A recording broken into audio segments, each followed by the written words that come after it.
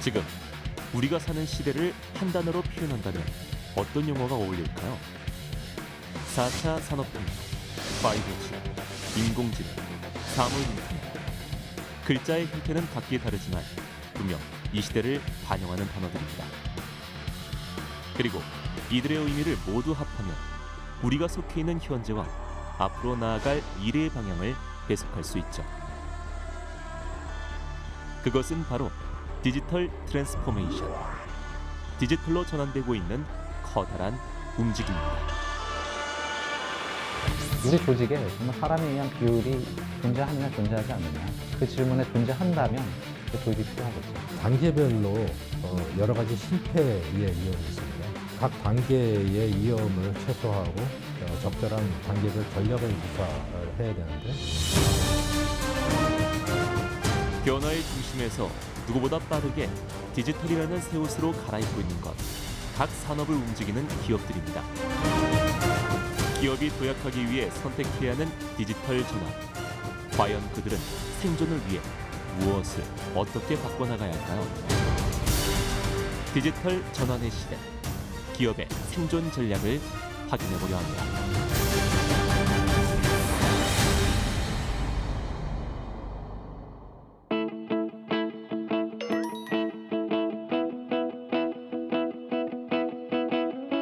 디지털 전환의 바람이 거세게 불고 있는 금융가. 경제의 움직임을 확인할 수 있는 금융권에선 IT 기술이 적용된 핀테크가 일찌감치 자리를 잡고 있는데요. 지금 이들이 시도하고 있는 디지털 전환이란 과연 어떤 형태를 띠고 있을까요?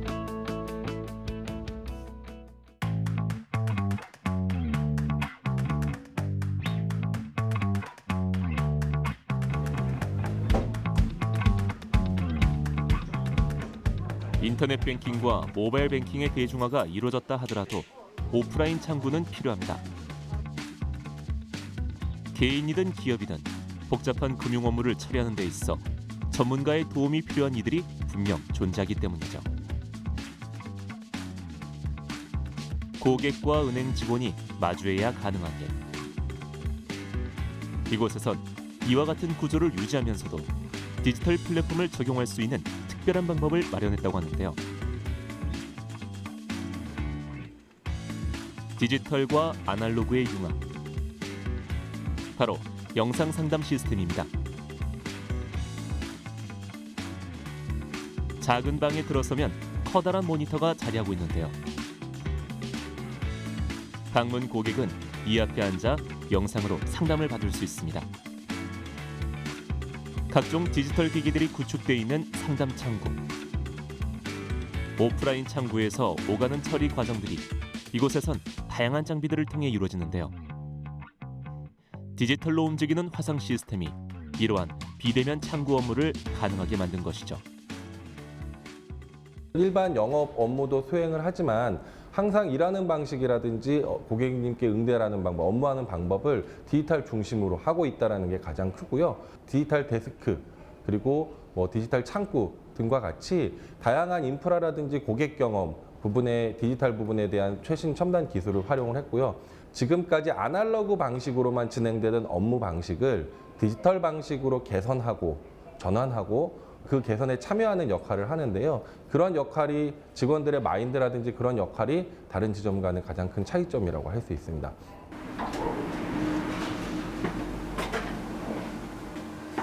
은행 직원과 직접 마주하지 않고도 과연 자연스러운 업무 처리가 가능할까? 네, 한 달에 10만 원씩 1년 동안 적금하고 싶습니다. 한 달에 10만 원씩 기간은 1년 맞으시죠? 네네. 사진 있는 앞면이 위로 올라오게 해서 한번 꽂아주시겠습니까? 네. 생각보다 영상 속 담당 직원과 소통하는 것이 어렵지 않습니다. 다 주의하실 사항은 계속 이야기를 나누며 업무를 진행하다 보니 영상 속 직원이 오프라인 창구에서처럼 직접 마주한 듯한 느낌이 드는데요. 화상으로 상담을 이어가는 직원은 은행 본사에서 근무하는 담당자. 실제 위치한 곳은 서로 다르지만 영상으로 대화하며 태블릿 등으로 서명을 하는 데 큰 어려움은 없어 보입니다. 이와 같은 방식으로 이해적금 가입과 대출 상담, 기업 금융 업무 등을 볼 수 있는데요. 대면 창구와 비대면 창구의 장점을 융합한 영상 상담 시스템. 디지털 데스크는 금융 취약계층 또한 쉽게 이용이 가능하다는 점에서 주목을 받고 있습니다.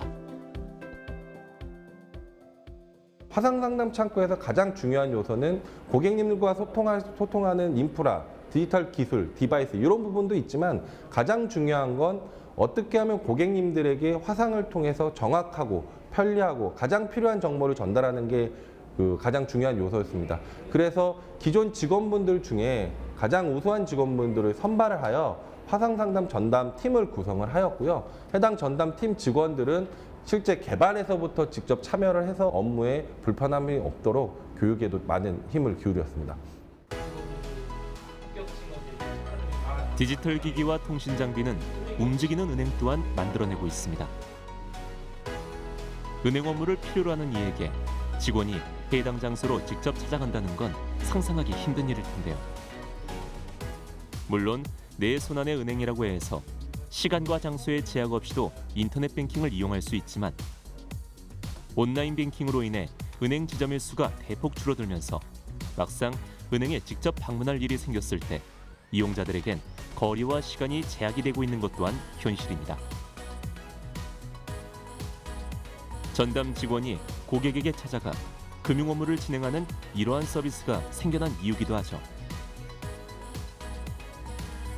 관련 서류나 필요한 절차는 태블릿을 통해 모두 디지털로 이루어지는데요. 이렇게 은행이 대면과 비대면 플랫폼을 융합시키고자 한 데에는 디지털 전환 시대에 발맞춰 금융 취약계층의 불편함을 해소하고 ICT라는 도구를 금융 서비스에 보다 적극적으로 활용하기 위해서입니다.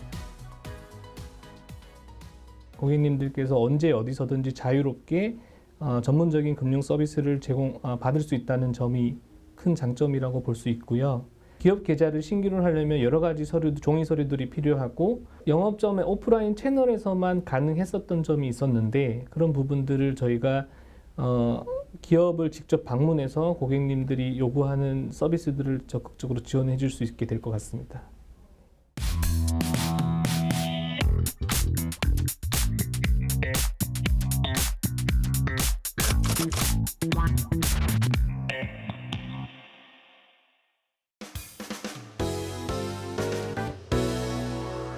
서울 성수동에 위치한 화장품 매장. 디지털 전환의 바람이 불고 있는 뷰티 업계에서도 기존과 차별화된 변화를 시도하고 있다고 하는데요. 수많은 종류의 화장품 중에서도 시선을 사로잡는 건 바로 컬러 제품들입니다. 계절마다 유행하는 컬러가 다르고 개인마다 선호하는 색이 각기 다르기 때문에 컬러 제품의 종류와 수는 천차만별이라고 할 수 있죠. 이 수많은 색 중에서 나에게 딱 맞는 컬러는 과연 무엇일까? 소비자의 고민에 접근하기 위해 기업은 디지털 기술을 접목했습니다. 내 얼굴의 색과 선호도를 반영한 맞춤형 컬러를 첨단 기술을 통해 만들어낸 것이죠. 이제 화장품을 사용하는 방법 같은 것들이 다 다르기 때문에 그분들한테 가장 맞는 제품들이 이제 맞춤형 화장품이라는 키워드로 저희들이 서비스를 제공하고 가장 최근에 이제 화장품하고 연관되어 있는 기술들이 디지털 기술들 그리고 인공지능 기술 트렌드들이 계속 진화됨에 따라 가지고 화장품 업계도 그런 기술들을 계속 접목하고 있거든요. 사용자의 피부톤에 적합한 립 메이크업 색상을 제조하는 장치. 과연 어떻게 나만의 색을 찾아내는지 궁금한데요. 그 과정을 한번 따라가 보겠습니다.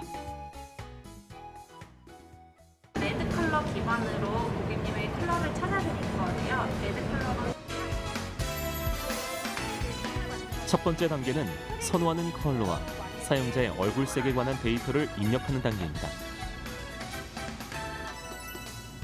이때 사용자는 직접 컬러들을 고르고 각각 어떤 느낌이 드는지 색을 비교할 수 있는데요. 하늘 아래 똑같은 레드는 없다는 말처럼 빨간색의 립 컬러만 해도 이 조합된 종류에 따라 꽤 다양하지만 이 중에서도 나에게 최적화된 색을 찾아낼 수 있습니다. 사용자의 데이터가 입력되면 인공지능의 분석에 따라 피부톤에 맞는 레드 컬러가 도출되기 때문입니다. 여기서 인공지능은 그동안 축적된 수많은 사람들의 데이터들을 분석해 통계적인 값을 제공하는데요. 여기서 끝이 아닙니다. 컬러를 결정하면 색 조합에 필요한 정보가 특수장치에 전달돼 실제 재료와 색들이 즉석에서 배합됩니다.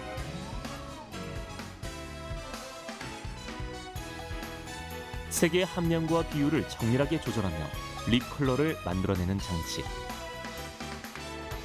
레드 계열만 해도 약 400가지의 종류를 만들어낼 수 있다고 합니다. 이러한 AI와 자동화 기기의 융합을 통해 기업은 온 오프라인을 연계한 고객 맞춤형 기술을 구현할 수 있었는데요. 화장품 시장에서 개인의 취향과 맞춤성이란 매우 중요한 조건이자 숙제입니다. 앞으로 디지털 전환 체계를 구축하는 데 있어 인공지능을 활용한 온 오프라인 연계 기술은 시장 확보에 핵심적인 역할을 할 것으로 기대하고 있습니다. 뷰티 마켓에서 디지털이라고 하면은 이커머스 관점에서 이제 기술들이 개발이 되었었어요. 그래서 고객들이 온라인상에서 제품을 구매하기 더 쉽고 여러 가지 채널을 통해서 고객분들한테 제품을 판매하는 관점이 됐다고 했지만 이제 AI라든지 스마트 팩토리라든지 맞춤형에 대한 고객 니즈가 늘어나고 홈 디바이스에 대해서도 고객들이 관심을 가지게 되면서 저희들 이러한 기술들이 계속 만들어지고 있는 것 같아요. 그래서 고객 데이터들을 저희들이 지속적으로 수집을 통해서 정확하고 더 고객들이 원하는 제품들을 연구 개발하는 데도 활용하는 것이 또 목적이기도 합니다. 우리는 이미 디지털로 움직이는 세계 속에 살고 있습니다. 과거 아날로그에서 디지털로 바꾸는 방식은 디지털 전환이 아니라 디지털로의 이동이라고 표현할 수 있죠. 그렇다면 디지털 전환을 한마디로 표현한다면 어떻게 해석할 수 있을까요? 데이터의 활용. 데이터를 분석하고 활용해서 산업 생태계를 바꾸는 것이죠. 이를 위해선 데이터를 실시간 수집하고 분석하며 원하는 결과를 반영할 수 있는 디지털 플랫폼이 필요합니다.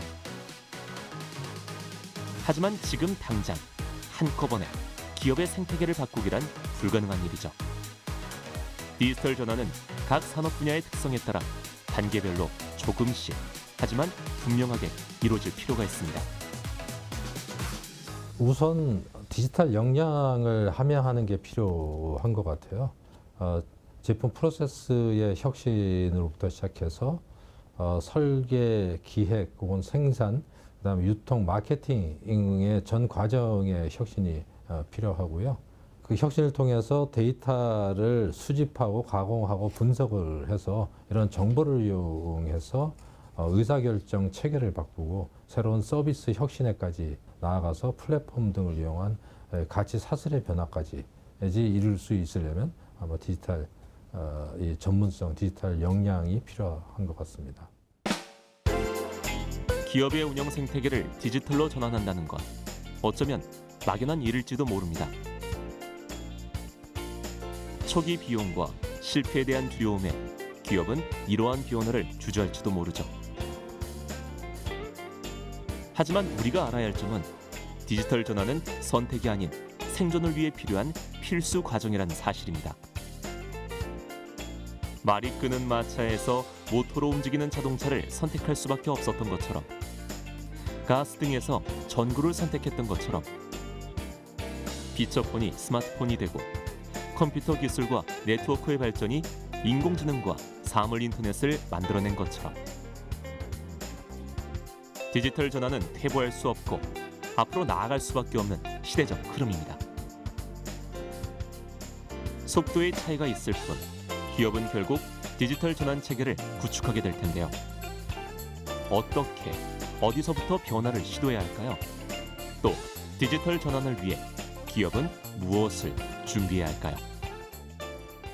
디지털 전환 역량을 또 단계별로 보면 그 1단계는 결국 인재라고 볼 수가 있죠. 디지털 기술을 잘 이해하는 인재들을 고용할 수도 있고 필요에 따라서는 관련 전문 기업하고 협업을 하는 방법도 있습니다.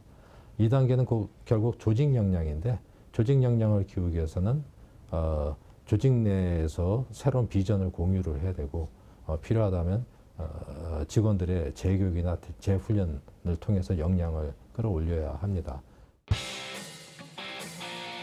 전라북도 전주시 공단 한가운데 위치한 이곳에서 특별한 수업이 이루어지고 있다고 하는데요. 한번 들어가 보겠습니다. 앞에 제가 말씀드렸듯이 파레토잖아요. 그죠? 파레토인데 학생과 선생님 모두 합쳐 가능한 5명인 작은 규모의 클래스. 평균 온도가 연령과 직업이 서로 다른 이들이 함께 집중하고 있는 수업 내용은 바로 스마트 공장 시스템에 관련된 건데요. 이들은 지금 스마트 공장 배움터에서 미래를 준비하고 있습니다.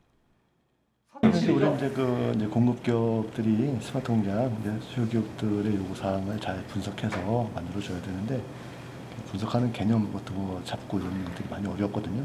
구현도 하고 그런 부분들을 하는 거니까 어떤 부분들은 이제 좀 알고 있던 게 있고 잘못한 것도 있고 또 새로운 것도 있고 그러니까 재미도 있고 그래요. 스마트 공장 배움터. 이곳은 이론과 실전을 동시에 접하며 지식을 쌓을 수 있는 곳입니다. 제조 산업과 ICT가 결합된 스마트 공장의 구축과 운영에 필요한 모든 정보를 얻을 수 있는 곳. 각 분야의 관련 전문가가 리드하는 강의 내용은 스마트 제조 기술의 도입부터 운영, 현장 관리 기술까지 세부적으로 구성되어 있으며 배움터에 참여한 이들은 스마트 공장 구축에 관해 체계적이고 실질적인 정보를 배울 수 있죠. 스마트 공장에 대해서 참조할 수 있는 모델이 많지 않거든요. 그래서 어떻게 구현이 되어 있는지, 어떤 시설이 제공되어 있는지, 어떻게 하는 것들에 대해서 사실은 보여줄 수 있는 실례들이 별로 없고요. 그런 실례들을 볼 수 있는 곳이 스마트 공장 배움터다라고 생각하시면 될 것 같습니다. 제조 산업 분야의 설비와 공정 시설이 지능을 갖고 네트워크와 연결돼 있으며 모든 과정의 데이터가 실시간 모니터링되어 최적화된 생산 운영이 가능한 공장. 스마트 공장에선 제품의 전 생산 과정을 지능화 체계로 구축하기 때문에 가상 물리 시스템을 통한 자동 제어가 이루어집니다. 단순한 자동화를 넘어 데이터와 인공지능을 활용한 지능화의 개입 여부가 일반 제조 공장과 스마트 공장의 차이점이라고 할 수 있죠.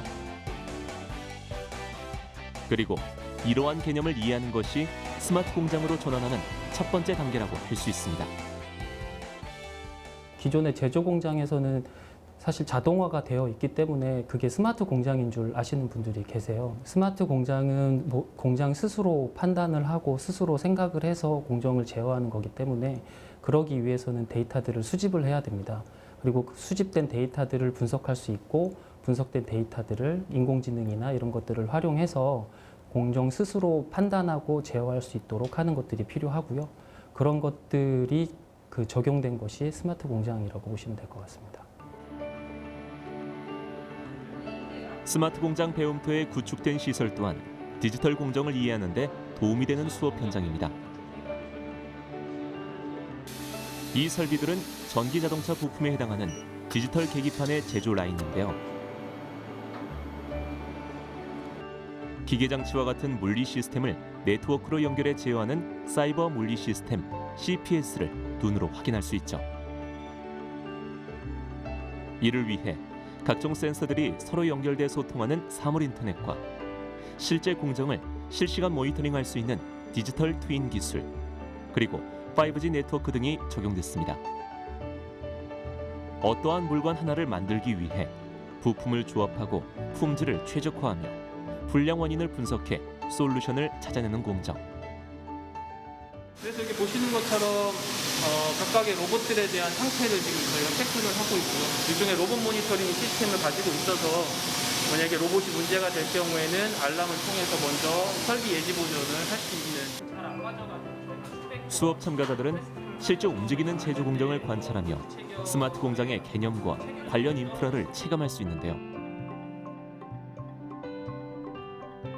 이러한 시스템을 이론적으로 배우고 난 뒤 현장을 보는 느낌은 앞으로 스마트 공장 시스템을 공급해야 할 대표의 입장에서 또 전문 인력이 될 이들의 입장에선 조금은 남다를 것도 같습니다. 하고 있는 지금 이 프로젝트를 조금 더 업그레이드하기 위해서는 어떤 기능들이 있을까를 알고 싶어서 왔고요. 그 교육 들어보니까 실제로도 좀 이런 기능들을 더 추가하면은 더 원활한 프로젝트가 되겠다라고 생각을 했습니다. 실제로 저 같은 경우는 되게 도움이 많이 됐던 게 이분들 강사님도 그러시고 실제 현장에서 컨설팅을 하시고 현장을 이제 간접 체험을 할 수가 있잖아요. 너무 좋았어요. 아, 실제로 내가 생각했던 스마트 공장이 아니었구나. 현실에서는 좀 더 다른 쪽으로 우리가 포커싱을 해야 되는구나 라는 걸 느껴가지고 앞으로 이제 저희 회사가 어떤 방향으로 가야 될지 그 방향성을 좀 알았다고 해야 될까요? 네, 그런 부분에 저는 되게 좋았어요. 2박 3일간의 프로그램을 함께하며 동고동락한 이들. 같은 목적을 가지고 경험을 쌓으니 쉬는 시간에도 수업에 관한 이야기꽃을 피울 정도로 가까워졌습니다. 강사님에게 끊임없이 질문을 하는 이 두 사람은 스마트 공장 시스템 공급기업 대표님들인데요. IT 기업, 솔루션 기업을 운영하는 경험 많은 대표들도 스마트 공장에 관해 배울 것이 많다고 합니다. 분야마다 서로 다른 제조 현장과 운영 상황을 이해해야만 시스템 공급 기업으로서 최적화된 인프라를 구축할 수 있기 때문이죠. 제가 이제 그 스마트 공장 그 공급 기업 하다 보니까 저희가 현업에 대해서 좀 모르는 부분들, 특히 이제 품질 관리나 이런 부분 잘 모르거든요. 그런 부분들하고 공정 부분이 어떻게 적용이 되고 우리가 시스템적으로 어떻게 구현해 드려야 될지 이제 이런 부분들을 갖다가 알고 싶었는데 이제 저희가 그 스마트 공장을 구축해 드렸을 때 업체분들이 잘 활용할 수 있게끔 할 때 어떤 이제 그 요소를 갖다가 잘 해야 될지 또 어떤 부분을 잘 반영해서 해야 될지 이런 부분들을 갖다 좀 알기 쉽게 배워서 좋은 것 같습니다.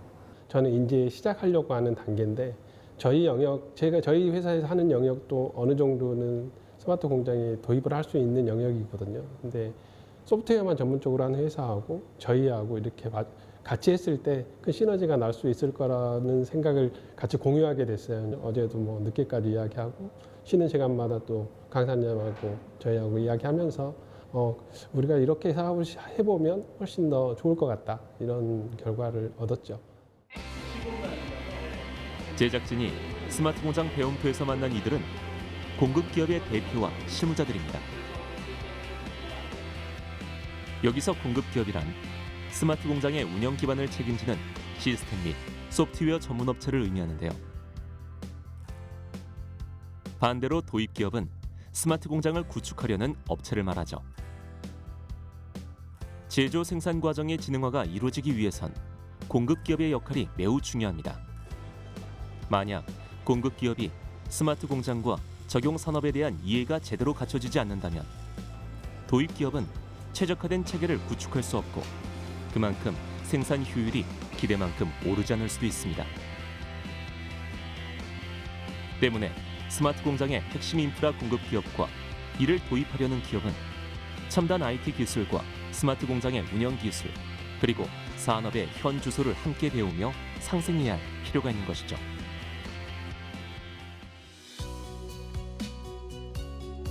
이와 같은 환경이 만들어졌을 때 그 위로 차곡차곡 스마트 공장의 단계를 구성할 수 있습니다. 기초 단계가 바코드, RFID를 활용한 실시간 데이터 수집 및 관리라면 2단계는 스마트 센서를 활용한 설비 데이터 자동 수집 및 불량 원인 분석 3단계는 유무선 네트워크를 활용한 실시간 자동 제어입니다. 4단계에서 비로소 지능화된 설비를 바탕으로 시스템의 자율적 판단과 생산이 이루어지죠. 스마트 공장은 기업의 수준에 맞춰 단계적으로 부분별로 고도화가 진행되는데요. 물리적인 모든 시설의 데이터화를 통해 공정 상황이 실시간 스스로 제어되는 산업 현장. 그리고 이 모든 상황을 통제하는 전문 인력이 갖춰지기 위해선 기업의 체계적인 교육과 투자가 적극적으로 이루어져야 할 겁니다. 스마트 공장 공급 기업과 도입 기업이 서로 스마트 공장에 대한 이해도가 다르기 때문에 서로 그런 교육을 통해서 그런 차이를 극복해 나가려고 하는 관점에서 되게 중요하고요. 공급 기업이 역량이 강화가 돼야 사실 스마트 공장이 잘 보고 확산이 될 수가 있습니다. 안 그러면 낮은 품질의 스마트 공장이 보급된다는 문제점이 생길 수 있기 때문에 스마트 공장 공급 기업에 대한 교육이 제일 중요하고요. 그리고 도입 기업은 당연히 스마트 공장 도입한 후에 운영을 하셔야 되기 때문에 여러 가지 스마트 공장 이론이라든지 기술이라든지 필요한 것들을 교육을 통해서 이해하시고 현장에서 적용하실 수 있도록 체험하셔야 됩니다. 스마트 공장에 관련한 전문 인력 양성을 위해 각 산업에선 지체 없이 움직이고 있습니다.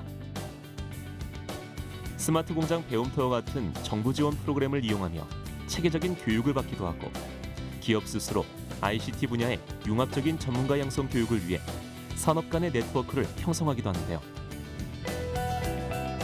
가까운 미래, 우리의 산업이 그리고 기업들이 어떻게 변화될 것인지 예측이 가능하다면 준비된 인재가 만들어질 수 있기 때문입니다.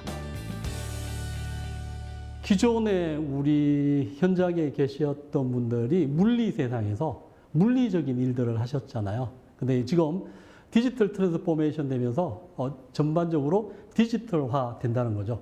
제조 기술의 IT 기술, 그리고 데이터를 기반으로 한 어떤 기술, 이런 것들이 융합되어 있는 인재들을 자꾸 만들어 가야 되고, 스마트 팩토리가 된다고 해서 사람들의 일자리가 없어지는 게 아니고 일자리가 전문화되고 디지털로 전환이 되는 과정이라고 보시면 되겠습니다.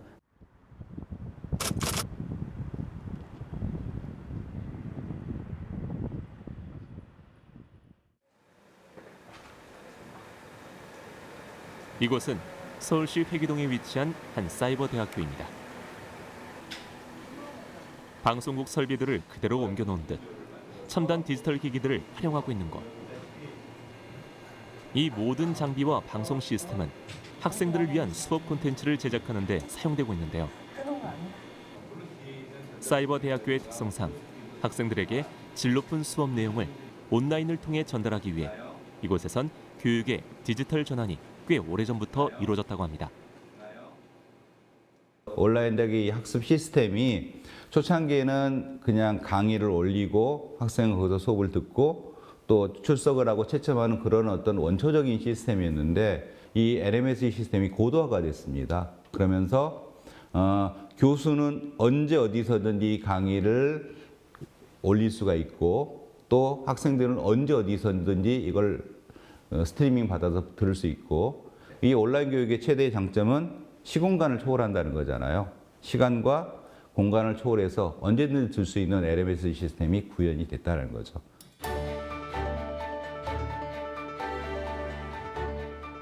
러닝 매니지먼트 시스템, LMS는 사이버 세상의 캠퍼스를 의미합니다. 온라인을 통해 학습의 전반적인 과정을 통합적으로 운영할 수 있는데요. 이러한 시스템이 준비되어 있기에 사이버 대학이 일찍부터 구축해놓은 전문적인 콘텐츠 제작 인프라와 전문 인력들의 역할이 더 빛을 발할 수 있다고 합니다. 특히 코로나19로 비대면 수업이 이루어지고 있는 교육계의 현황을 봤을 때 온라인 수업을 이끄는 한 사람이 모든 강의안과 자료 준비, 그래픽 제작, 촬영 등을 도맡아서 하는 것이 시간적으로 또 역량적으로 부담이 될 수도 있을 텐데요. 사이버 대학교의 시스템을 통해 본 전문 인력의 분업화는 디지털 전환 시대에 발맞춰 앞으로 교육계가 고려해야 할 부분이기도 하죠. 최근에 이 스마트폰이 활성화되면서 이제는 옛날엔 데스크탑에서 노트북으로 진화해서 스마트폰을 가지고 언제 어디서나 국내가 됐든 해외가 됐든 또는 본인이 집이나 집이나 회사뿐만 아니라 특히 이동할 때 강의를 듣는 시스템에서 강의를 주고받고, 그러니까 이걸 우리가 이제 상호작용이라고 표현하는데, 상호작용이 스마트폰을 통해서 얼마든지 구현할 수 있는 시스템으로까지 발전이 됐는 거죠. 교수님의 강의 현장. 마이크와 노트북 웹캠을 켜면 곧바로 수업이 시작됩니다. 과연 요즘엔 어떻게 수업을 진행하는지 한번 살펴볼까요? 물론 강의실에 있는 사람은 교수님 한 분뿐. 수업을 듣는 학생들은 모두 모니터 속에 있습니다.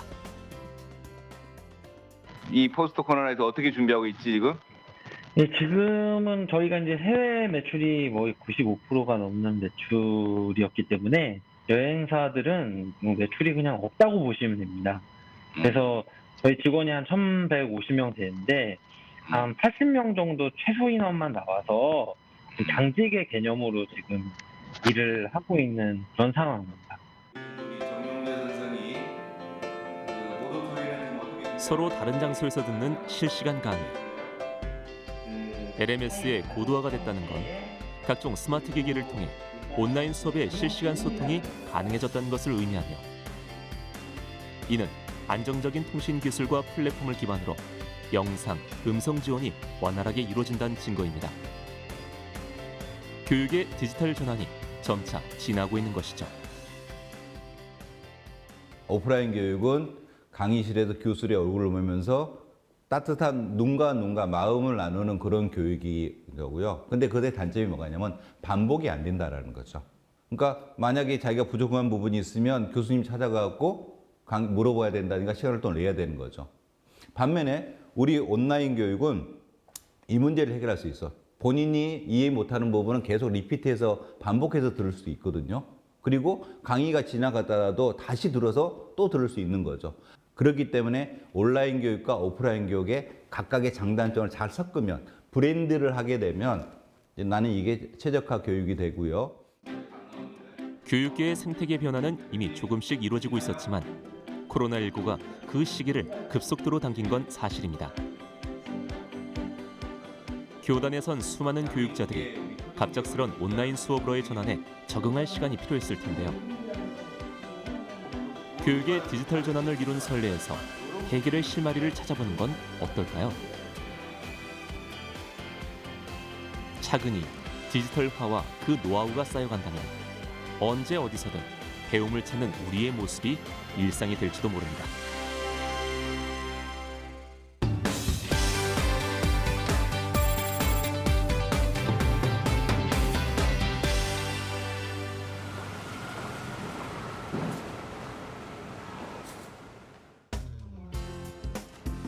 이번엔 디지털 전환 시대를 상징하는 한 기술을 확인하기 위해 플랫폼 기업을 찾았습니다. 업무가 한창인 시간. 직원들 대부분이 모니터에서 시선을 떼지 않고 있는데요. 이곳은 화상 서비스 플랫폼 기업입니다. 효과적인 비대면 소통이 이루어지기 위해 필요한 화상 시스템이 국내 기술로 개발되고 있는 곳이죠. 화상 서비스라는 게 디지털 전환에서 필수 아이템 중에 하나죠. 근데 이 화상 서비스라는 게 단순하게 일반인들은 회의만 생각하는데 회의만이 아니라 예를 들어서 뭐 교육을 한다거나 아니면은 공부를 한다거나 아니면 공연을 한다거나 이런 비대면에 필요한 모든 서비스를 제공하는 회사입니다. 비대면 시대, 공연계에 불어온 디지털 전환. 데이트를 왜 안 해? 전화로 이런 말을 하면 도청될 수 있을 것 같아서. 관객과 배우가 화상 플랫폼을 통해 실시간으로 만날 수 있는 중계형 공연들도 등장하고 있는데요. 무대라는 공간을 벗어난 배우들과 객석을 벗어난 관객들이라는 점을 제외하곤 보다 생생하게 몰입할 수 있는 화상 공연. 작은 차라도 하나 있어야 좀 쉽지 않겠어요. 학교 수업뿐만 아니라 실제 독서실에 앉아 있는 것처럼 함께 공부하는 온라인 독서실과 온라인 공부방. 기업에서 재택근무나 해외 담당자 미팅에 적극적으로 사용하는 화상 회의까지. 사람들이 네트워크로 연결된 사이버상의 공간에서 만나 함께 소통할 수 있는 것. 개인의 컴퓨터나 스마트 기기에 화상 서비스 플랫폼이 구축되어 있기 때문입니다. 회의를 이용하는 분들은 10% 정도밖에 안 돼요. 전체적으로 10%고 거의 50% 정도 수준이 교육용으로 사용을 하시고 계시고요. 그리고 나머지 한 40%가 코로나 이전에는 없었던 형태의 그 서비스들로 발전을 하고 있어요. 예를 들면 비대면 방청객을 위한 그런 용도로도 사용하고 있고, 그리고 대형 컨퍼런스 같은 것들도 예전에는 다 뭐 코엑스나 아니면 기타 이런 오프라인 뭐 시설에서 진행이 됐었는데 지금은 온라인으로 이루어지는 경우가 되게 많고, 그리고 컨퍼런스뿐만이 아니라 학술 대회 또는 공연까지도 지금은 다 이런 온라인을 이용해서 사용을 합니다. 그러니까 이런 부분들이 전에는 없었던 비즈니스 영역이고요. 그게 지금은 코로나 이후에 계속 만들어지고 확장되고 있습니다. 5년 전 설립한 이 회사는 온라인 공부방이라는 서비스로 학생들이나 공부하는 성인들에게 이름을 알리기 시작했는데요. 독자적인 화상 서비스 플랫폼을 가지고 있던 이곳이 비대면 시대와 만나 시너지를 낸 겁니다. 존재하는 서비스였지만 대중적으로 이용되진 않았던 화상 서비스가 이젠 누구나 이용할 수 있을 정도로 익숙한 문화가 되었죠. 시대의 커다란 흐름에 올라탄 기술. 이용자가 10배나 늘어났으니 그 증가에 맞춰 트래픽 또한 증가했고 직원들은 그만큼 할 일이 많아졌다고 하는데요. 연동성과 연결성이 생명인 화상 서비스에서 어떤 문제가 발생했는지 끊임없이 모니터링하는 작업 또한 필수적인 일입니다. 고객사에서 아무래도 이제 본인들이 이제 교육을 진행하는 데 있어서 문제가 발생했을 때 즉각적으로 대응을 요청하는 경우가 있습니다. 그래서 이 모니터링을 통해서 직접 이제 사전에 그런 문제들을 파악하고 사전에 예방할 수 있기 때문에 모니터링이 중요합니다. 소프트웨어, 통신기술, 클라우드 등이 결합된 화상 서비스의 대중화.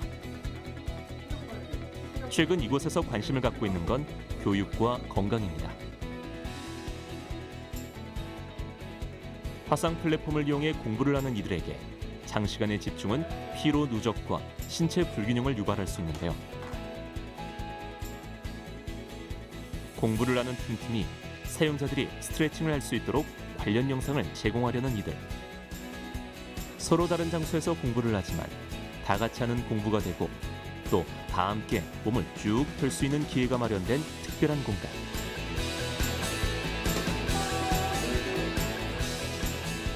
우리는 지금 화상 서비스를 다양한 일상과 산업에서 활용하는 디지털 시대에 살고 있습니다.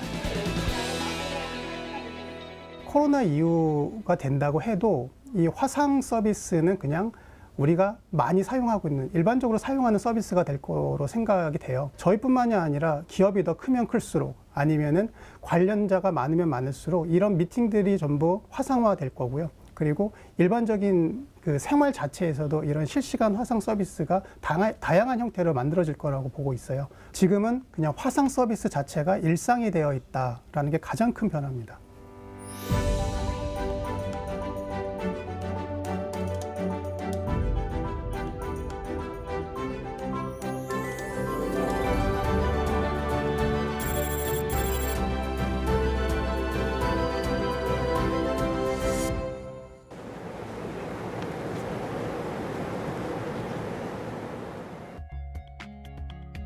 디지털 전환에 필요한 핵심 기술을 연구하고 있는 곳. 성균관대학교 이종석 교수팀은 인공지능을 활용해 다양한 분야에 적용할 수 있는 기반 기술들을 연구하고 있는데요. 만약 어떤 산업체에서 데이터가 생산되고 추출되는 자동화 인프라를 마련했다면 최종적으로 지능화 구축 단계가 필요합니다. 이때 사용되는 것이 바로 디지털 전환의 중심 인공지능이죠. 그렇다면 인공지능이라는 도구를 활용하는 이곳에서 우리는 어떤 산업의 미래를 예측할 수 있을까요? 그것이 어떤 분야이든지 공통점은 사람으로 인한 비효율을 제거하는 것이라고 전문가는 말합니다. 디지털 트랜스포메이션이라고 하면 좀 사람에 의해서 그 잘못 수행되어지는 부분, 어떤 이제 작업이나 태스크를 수행하는 데 있어서 잘못 수행되는 부분 혹은 사람에 의한 비효율, 이제 이런 것들을 제거하는 어떤 행동이라고 좀 정의하고 싶어요. 빅데이터, 인공지능, IoT 뭐 이런 것들이 결합이 되어서 뭐 어떤 뭐 영역 간 경계가 허물어지고 뭐 이런 얘기를 많이 하는데, 사실 그런 거에 어떤 본질을 들여다보면 비효율을 제거하는 거, 그러니까 조금 더 편리해지고 싶고 이제 조금 더 효율적으로 하고 싶고 어떤 일이든 이제 뭐 그런 일련의 활동이라고 생각합니다. 사람으로 인한 비효율을 최소화하는 작업. 그 안에는 많은 기술과 의미가 포함되어 있습니다. 이들이 연구하는 인공지능의 역할은 단순히 이야기하면 어떤 일을 하는데 소요되는 작업 시간을 단축하고 문제점을 예측해 미리 방지하며 사람의 실수가 전체에 영향을 끼치지 않도록 하는 데 있다고 하는데요. 말로는 구체적인 그림이 그려지지 않겠죠. 현재 이들의 연구 내용을 직접 확인해 봐야겠습니다. 오브젝트 카운팅. 사진이나 영상 속에서 타깃으로 삼은 개체의 분포를 추정하는 기술입니다. 사람의 눈으로 확인 가능한 개체부터 전자 현미경으로만 보이는 나노 단위의 입자 수까지, 빠르게 움직이는 것이든 셀 수 없이 많은 것이든 형태적 특성과 통계적 분석에 머신러닝 기법이 적용되면 원하는 개체의 수를 측정할 수 있습니다. 특수 장비들을 많이 동원하지 않아도 카운팅하고자 하는 개체의 데이터만 축적된다면 학습 기반 모델을 만들어 응용할 수 있죠. 이러한 기술은 기존에 활용하던 업무 체계를 좀 더 효율적으로 바꿀 수 있는 시스템으로 여러 산업 분야에서 접목이 가능합니다. 통행량 조사라든지 뭐 고속도로에서의 뭐 자동차가 얼마나 지나다니는지 유동인구 조사 같은 것도 할 수 있고요. 차의 분포가 어떻게 돼 있는지 조금 직접적으로 차를 차라고 인식하지 않아도 이게 어떤 내가 원하는 개체가 있다. 그럼 그 개체의 개수만을 좀 정확하게 측정하는 연구를 하기 때문에 디텍트하기 쉽지 않은 부분에서도 조금 장점을 가질 수 있을 것 같아요. 인공지능 기반의 제조 공정 최적화 기술 또한 연구팀의 성과 중 하나입니다. 제조 설비의 제어 상태를 기반으로 최적의 수율과 품질을 예측하고 이를 바탕으로 제어값을 도출하는 건데요. 예측 모델을 통해 각 조건들이 제시됐기 때문에 실적을 달성하기 위해 어떤 변수를 바꿔야 할지 인공지능이 이를 수치적으로 찾아내는 것이 가능합니다. 최적의 목표를 예측하고 그 값에 맞는 조건이 실시간 공정 과정에서 자동으로 제어되는 현장. 이러한 플랫폼이 구축됐다면 산업 현장에서 디지털 전환의 고도화가 이미 이루어졌다고 볼 수 있죠. 공정이 점점 복잡해지고 다양화해짐으로써 아무리 숙련된 조업자라고 하더라도 수집되는 모든 환경 변수나 그런 공정 상태들을 동시에 고려하기가 매우 힘들어지는 상황입니다. 정확한 최적 제어값을 찾아내는 것도 마찬가지로 힘들어졌고요. 이런 실시간 예측 모델 기반 최적 제어값 산출 알고리즘은 이러한 것들을 보완하기 위해 만들어진 알고리즘이라고 생각하시면 됩니다. 24시간으로 제어가 관리돼야 되는 그런 연속 공정들이나 그리고 제어 시점으로부터 품질, 그런 테스트까지 걸리는 시간이 오래 걸리는 그런 공정들에서 특히 사용되고 있습니다. 연구자들에겐 주어진 숙제가 있습니다. 각 산업을 이끄는 기업들에게 적용 가능한 최적의 솔루션을 제공하는 겁니다. 현실적인 기업의 인프라를 반영해 지금보다 나은 체계를 구축하고 생산 시스템의 효율을 높이기 위한 노력들이 이어지고 있는 지금, 첨단 기술과의 자연스러운 융합이 이루어질 디지털 전환을 위해 인공지능의 역할을 제공하는 연구자들에게 힘을 실어줄 필요가 있을 것 같습니다. 인공지능과 사람의 협업, 이런 형태가 가장 좋은 형태고, 그렇게밖에 될 수 없고 그래야만 더 잘 흡수할 수 있고, 그리고 소프트웨어도 하드웨어처럼 계속 유지 보수가 필요하고 계속 비용이 드는 일이고, 눈에 보이진 않지만 이거에 대한 그 가치를 인정할 수 있는 이제 그런 문화가 좀 형성이 돼야 이 DT를 좀 정말 잘 도입할 수 있지 않을까 이제 이런 생각을 합니다. 디지털 트랜스포메이션. 우리는 디지털로 산업 생태계가 전환되는 시대에 서 있습니다. 기업이 먼저 이 커다란 움직임에 변화를 시도하고 있는 시기. 물론 시행착오와 혼란이 일어나기도 할 겁니다. 기업 간 디지털 격차가 생기는 것 또한 우려가 되는 부분으로 플랫폼 기업의 독점 구조가 형성될 수도 있죠. 이러한 문제 상황이 예상됨에도 불구하고 앞으로 나아갈 수 있는 이유는 인재들의 역량과 기업의 확고한 비전이 이 모든 문제를 헤쳐나갈 수 있을 거라는 믿음 때문입니다. 그리고 너무 광범위한 변화보다 지금 기업에 주어진 문제점에 집중하고 디지털 전환을 통해 우리가 무엇을 해결할 수 있을지 생각해보는 것 또한 해답을 찾을 수 있는 실마리일지 모릅니다. 데이터의 품질이 좋다면 좋은 성능이 좋은 모델을 만드는 건 그렇게 어려운 일이 아니에요. 물론 사실 또 요 사이에도 이걸 브리징을 잘하는 사람이 있어야 되지만 그 다음에는 그 다음 단계 우리가 무엇을 해야 하는가는 자연스럽게 결정이 된다고 봅니다. 데이터로 시작해 인공지능으로 마무리하는 디지털 트랜스포메이션.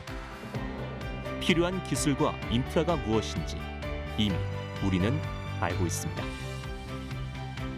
누가 어떻게 이 도구들을 활용해 빛나는 가치를 생산해낼 수 있을까? 디지털 전환의 흐름을 읽고 먼저 움직이는 자, 그들만이 새로운 시대 속에서 살아남을 수 있을 겁니다.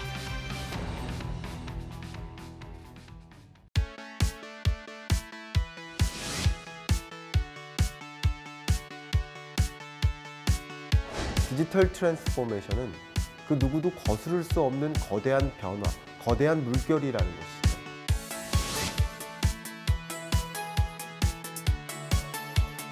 중소기업과 함께 공생 가치를 창출해 나가면서 미래 변화 산업을 이끌어 나가야 되지 않을까. 정부 지원을 통해서 성공 사례를 만들고 이를 민간으로 더욱 확산하는 데 있다고 봅니다.